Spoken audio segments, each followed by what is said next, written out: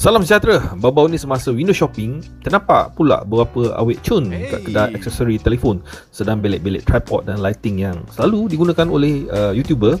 Terfikir pula mungkin diorang ni adalah YouTuber ataupun nak start jadi YouTuber.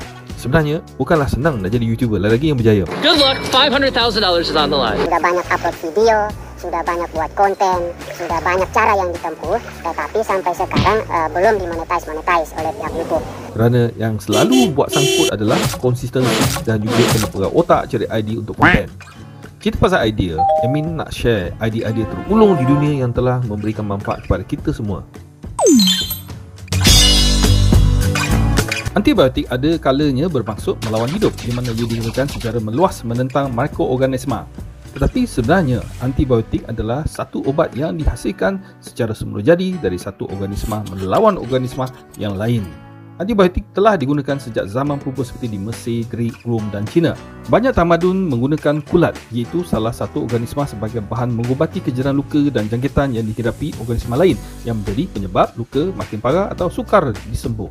Alexander Fleming adalah orang yang telah merevolusikan ubatan antibiotik dengan penemuan penicillin pada tahun 1928. Korang mungkin ingat yang keluli adalah logam semula jadi, tapi sebenarnya bukan. Keluli adalah alloy yang kebanyakannya terdiri daripada besi dan peratusan karbon yang sangat kecil. Penggunaan pelbagai logam seperti besi dan gangsa bermula lebih daripada 4,000 tahun dahulu. Tetapi keluli mengambil peranan penting di dalam tamadun manusia semasa revolusi perindustrian kedua, yang mana pengeluaran besar-besarannya bermula pada tahun 1850-an. Dan sejak itu, ia telah digunakan di dalam pembinaan segala-galanya daripada jambatan dan rumah hinggalah kepada enjin dan juga bangunan pencakar langit. Sir Henry Bessemer adalah pemberi idea proses dan teknik pembuatan keluli.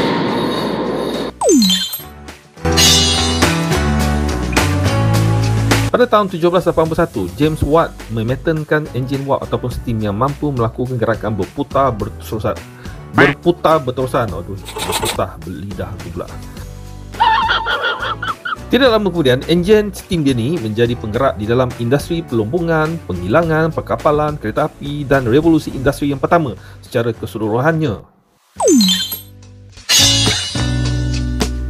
Adalah tidak adil untuk mengkreditkan ciptaan elektrik kepada satu orang, kerana idea ini telah bermula beribu-ribu tahun. Tales of Miletus adalah orang pertama yang menyelidik fenomena ini, tetapi Benjamin Franklin secara amnya telah membantu mendapatkan pemahaman yang lebih baik tentang elektrik. Amat mustahil untuk menilai berapa tingginya kepentingan elektrik dalam tamadun manusia yang moden ini kerana potensinya yang sangat besar. Korang mesti tak boleh hidup tanpa elektrik, kan? Ini tidak adil. Kita juga patut ucapkan terima kasih kepada Johann Gutenberg kerana dialah yang membuatkan penyebaran pengetahuan dan rekod sejarah mencapai tahap tertinggi sebelum kehadiran internet. Pada tahun 1439, Johannes merevolusikan pembuatan nota, mengubahnya daripada bentuk tulisan tangan kepada bentuk bercetak. Dia mencipta peralatan yang membolehkan dakwat dipindahkan ke kepingan kertas berulang kali dan menjadikan keseluruhan proses menulis lebih cepat berbanding sebelum ini. Menjelang tahun 1600, mesin Gutenberg telah mencetak lebih daripada 200 juta buku.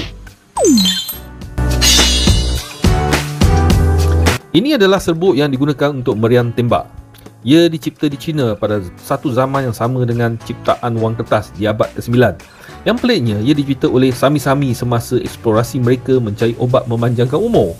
Serbuk bedil ini sentiasa menjadi faktor utama dalam ketenteraan dan peperangan. Ia menjadi penentu perjalanan sejarah peperangan selepas itu. Nampaknya apa yang dicipta oleh Sami-Sami itu bukannya memanjangkan umur, tetapi sebaliknya.